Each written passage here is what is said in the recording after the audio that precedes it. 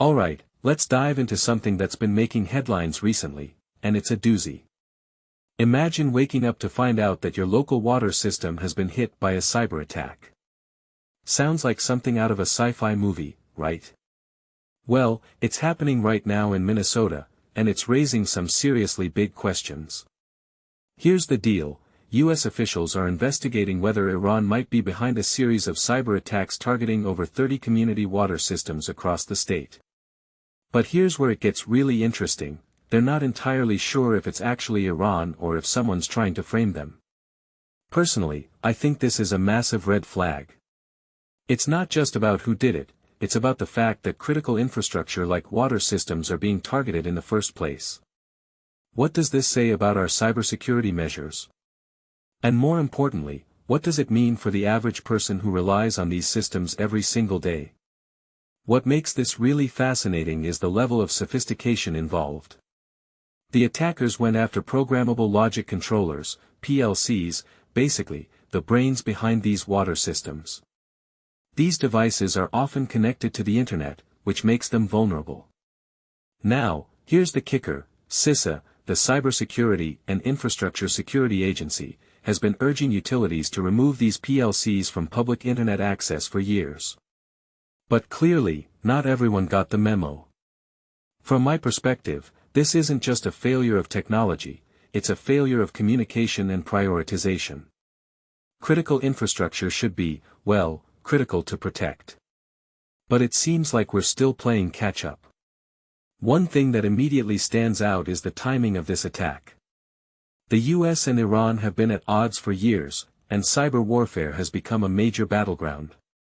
But here's the twist. Investigators are considering the possibility that the attackers might be trying to look like they're from Iran. Why? To stir the pot, of course.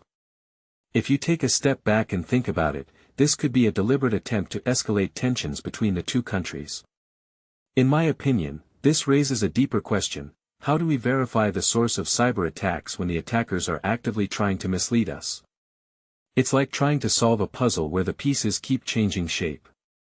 A detail I find fascinating is how quickly some of these cities responded. Take South St. Paul, for example.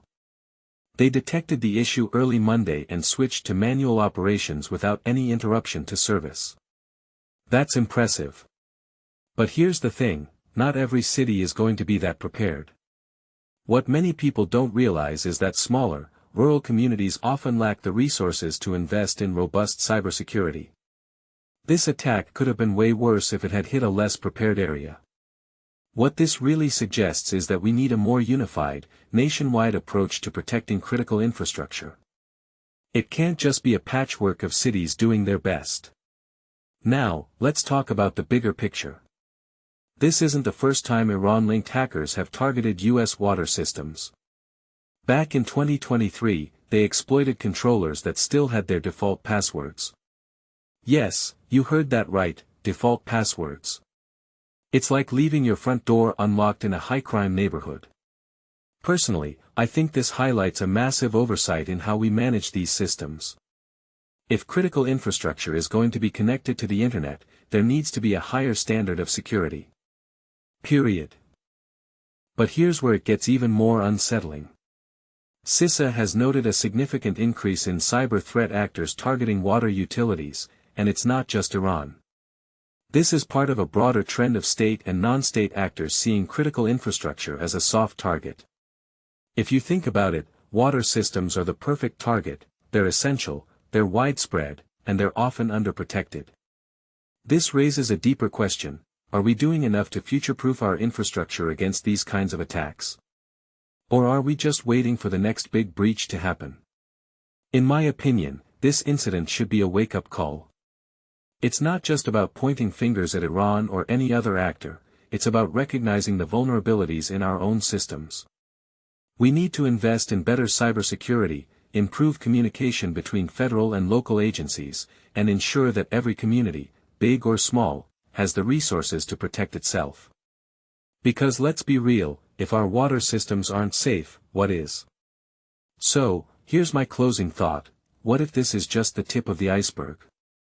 Cyber attacks on critical infrastructure are only going to become more frequent and more sophisticated. The question is, are we going to wait until it's too late to act? Or are we going to take this as a warning and start making the changes we need to protect ourselves? Let me know what you think in the comments below. This isn't just a Minnesota problem, it's a global one. And it's time we started treating it like one.